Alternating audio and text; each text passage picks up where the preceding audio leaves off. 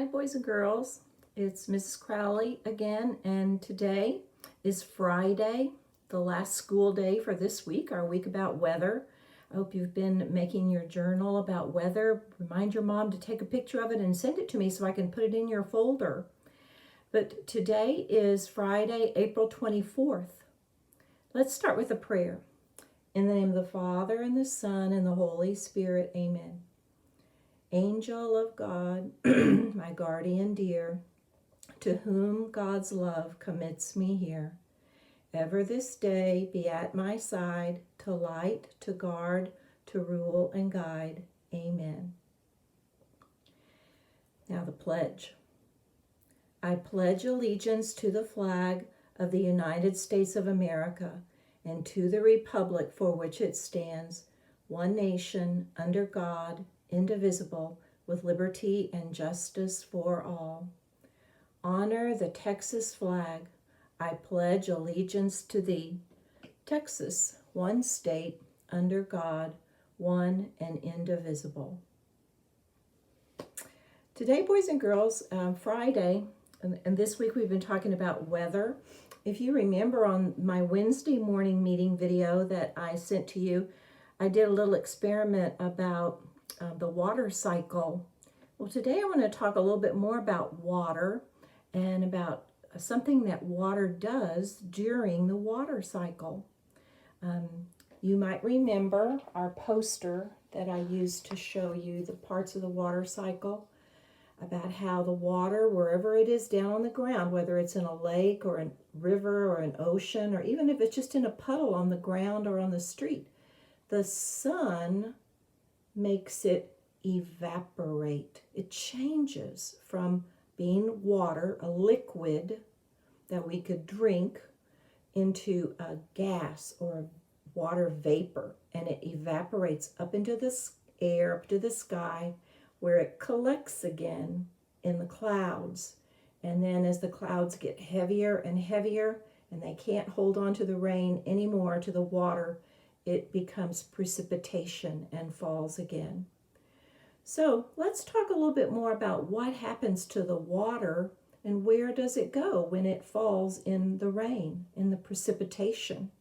Today is the day it rained so hard, a couple days ago now for you watching this, but I was watching and thinking about the precipitation that was coming down from the sky today as raindrops. But where did it all go? A lot of it drains back into these bodies of water, like called a lake, a river, an ocean. But sometimes it goes down into the ground. We have a big word for that called absorb. It gets absorbed into the ground. Well, I thought about that word absorb, and I thought, I wonder if water can absorb into anything else. And so I have a little experiment to do with you today about where can water be absorbed, and are there some things that absorb water better than other things? So we're going to do an experiment. We're going to do a lot of predicting, and then we're going to watch, and then we're going to learn something from our observation. We're going to watch, observe with our eyes, and then we're going to learn something about what happens to water when it's absorbed. Then I'm hoping maybe the next time you have a chance to, you can maybe gather some things at your house and do this experiment at your house too. Okay. So I'm going to flip my camera around and set it up the way I had it all set up before so I can show you my experiment. Okay, almost ready. I have my green mat down on the floor. I'm going to sit down here on the floor with lots of other things. I put the water cycle so we can remember about the water cycle. And I wrote 2 words. There's some red letters and some green letters. The green letters say E, start with the letter E, evaporate. Ooh, how many parts does that have if we clapped for every part? Evaporate. 4 parts, or sometimes we call them syllables. It's kind of a big word, a long word, lots of letters too. Evaporate is what happens to the water in the water cycle when the sun shines down on it, and it moves from the water on the ground up into the sky. Well, we can't really see it because it's gas, and gases are usually invisible. Like air is a gas around us. Well, when it falls down, when the clouds get too heavy and the precipitation comes down, that precipitation is absorbed sometimes. That means it goes into things. And all these things I have here on the floor are going to help us understand what absorb means. I have a little extra table. I'm using my car bucket to hold a little glass of water, a cup of water. And if you can see, the cup of water has a black line here in the middle, and I filled it with water up to there. And I'm going to see if these things that I have here around the mat will absorb any of that water. Absorb means kind of like suck it up, kind of, and make it go into them. So first, let's maybe make some guesses. Let's start with a stick that I found outside. Do you think a stick is going to absorb? I have a little piece of a towel. Do you think it will absorb or soak up some water? What about a rock I got from outside? Or I found this little foamy, soft block in my toy shelf. I thought it might be fun to try a clip that I have at home, and maybe a sticker. This is one of those self-adhesive stickers. You pull the paper off and it sticks. And then I thought about a sponge that I use in the kitchen sometimes, and different kinds of paper, like just writing paper, maybe the paper construction paper that we use at art, a special art table at Creation Station to cut and glue and make things. And what about a napkin? This is from my table in the kitchen. A napkin, will that absorb water? And then I have something really funny. I have little dolls to play with at my house for my granddaughters, Caroline and her sisters. And I found this little baby diaper that they used to put on the baby dolls in the playroom. And so I cut a little piece of a diaper, a disposable diaper one you throw away, to see if it would absorb water. So then I have a mat, and there's two parts to this mat, and I put a happy face on the top part and a sad face on the bottom part. As we test each one of these things, we're going to add them to happy face if it absorbed water, kind of a lot of water, and on the sad face part if it didn't absorb water too much. So, which one should we start with? How about let's start with the stick. Let's see. If I put the stick in the water, does the water change? If I can I squeeze water out of it? No. Why can't I squeeze it? Because can you guess? It's hard. There were a couple drops that dropped on it, but the water is still up to the black line. It didn't absorb or soak up any of the water. So where am I going to put this one? Did you say the sad face? You're right. What about the foam block? Maybe that's kind of soft. Maybe that will absorb some water. So I'm going to put it in here. Kind of floating. This would have been good for float and sink. But when I take it out, let's see, can I squeeze any water out of it? There's one drop that kind of dripped off the outside. None of the water went into the block because the water is still up to the black line. It did not absorb. So where does it go? Sad face. Let's try this little piece of a towel. It's an old towel that I had, a kitchen towel, and I cut a little corner off of it. Do you think this will absorb water, or will it be like the stick in the block? Well, let's try. I'm going to put it down here into the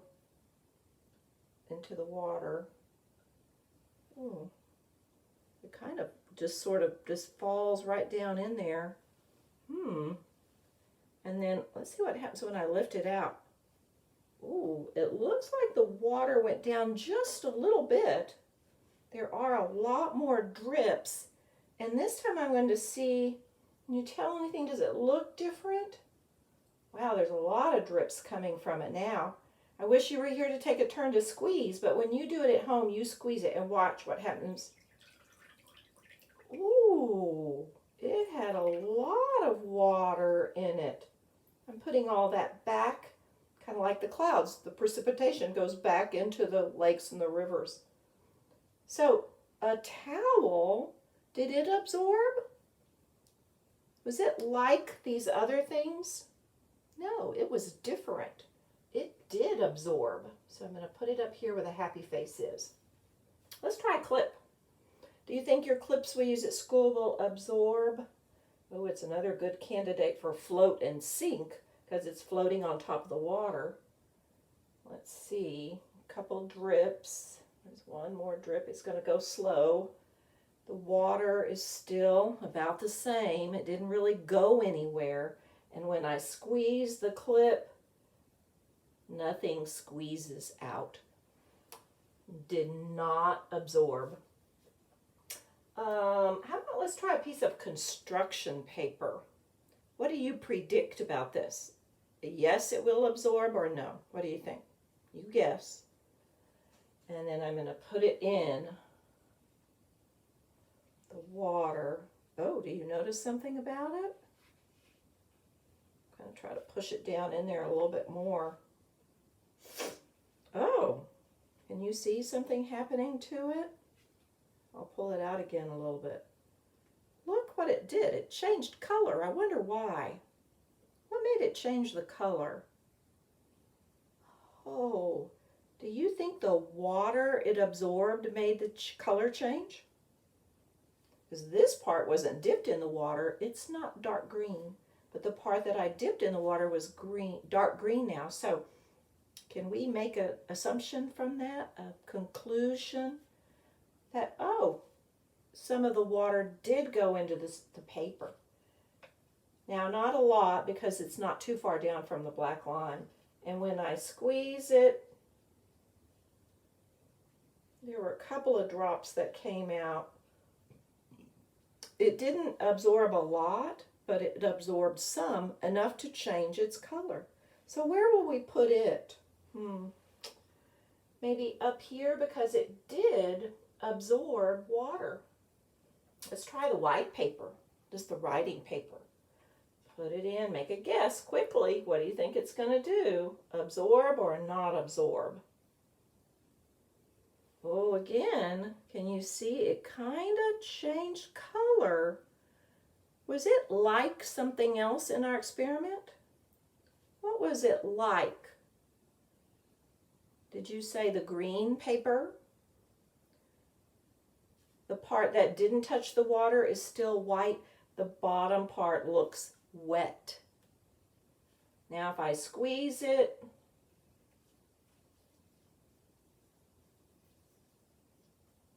not a lot, they're little pieces of paper, but it did squeeze all up, and the water keeps absorbing, and then it makes just a mess. Because have you ever tried to unfold wet paper? What do you think it does?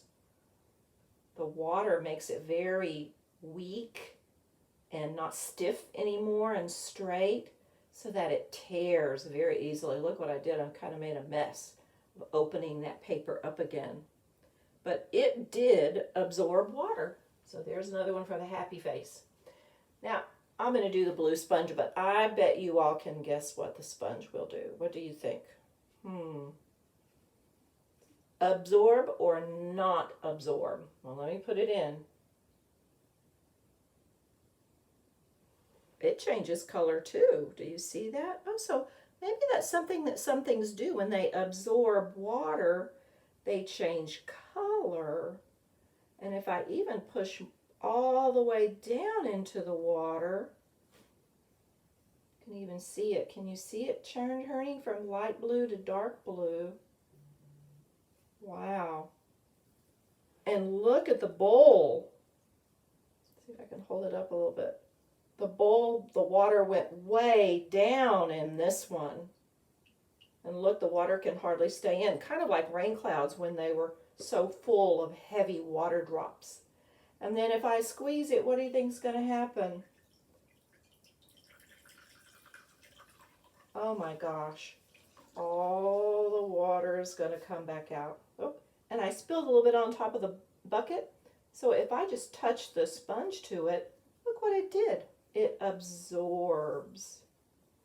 And then we need to put it next to what face? Happy face. And our water is back up to the black line. How did it get back up there? It was gone just a minute ago. Where did it go? Into the sponge. And then when I squeezed it, it came back out. Yeah, kind of like the water cycle. Well, let's try a napkin. Napkins, you know what they're made from? This napkin is made from paper. Have we done a couple of things with paper? So can you guess, do you think some water is going to go in this paper? It's kind of soft. It's not very, what am I trying to say? Not very hard and brittle, not very starchy, not very straight. I can bend it up in a little pile and put it in. Oh my goodness, it did not float. It sunk down. A lot of times that's a signal that it might have absorbed some water. See the water dripping out, and then when even the line went down some, and when I squeeze it, oh my goodness, was it more like the sponge or was it more like the green and white paper? More like the sponge, wasn't it? It absorbed a lot, but when it gets wet, it's just not very strong, and it can't really absorb well anymore for us because it was full of water. We put it back into the bowl. So another good absorber. Let's try a sticker. Foam, made of foam. I thought maybe they would be like the sponge, but no. I'm going to squeeze it. Nothing comes out. Just a couple drops on the outside. It did not absorb very well. What about a rock? Almost to the end. Make your guess. Is it going to absorb? Is it going to get soft and squeezy like a sponge and a piece of paper or a napkin? No, it's not soft at all. Water does not make a rock soft. It doesn't. Rocks do not absorb water. So another one for the not absorbing. And our last one is the piece of a diaper. Funny thing, if you have a baby in your family that might wear diapers, you might know the answer to this already, but guess, do you think this is going to soak up the water? So far, which one soaked up the water the best? Which one do you think it was? Which one? Did you say the blue sponge? If you did, I think you're right. I agree with you. Let's watch the diaper.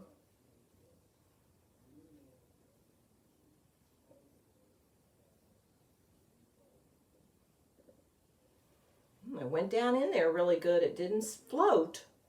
It went down in there. Let's pull it out. Oh my goodness, look where the water went. Way down there. Oh my goodness, the diaper's coming apart. I did have to cut it so that lets out all the insides that do all the absorbing, because diaper absorbed just about as good as the sponge did. I bet if I had a bigger piece, it would have absorbed all the water. Because diapers have to be made to absorb a lot of water so that when the babies go potty, there's not a big mess. And diapers are also designed to hold the water in. They can't squeeze it back out. It's all inside the diaper. That's why they're such good things to have for babies. Wow, let's look at our experiment results. We decided most of the things we have are good absorbers. Which one do we think was the best absorber? See how far down the water went here with the diaper and the sponge. So maybe the diaper and the sponge absorbed the best, would you say? But none of these other things absorb. So when water or precipitation falls, Do you think the ground is a good absorber of the water? Yes, thumbs up, because that's where most of the water goes, we hope, to feed our plants and trees, the water they need to grow. So we did an experiment about what kinds of things absorb. We used our eyes, we used our hands, and we thought about it, predicted, and then observed with our eyes how it turned out. And sometimes your predictions are right, and sometimes they're not right. That's why you do experiments. Scientists have to do experiments to figure out things. So you were scientists today.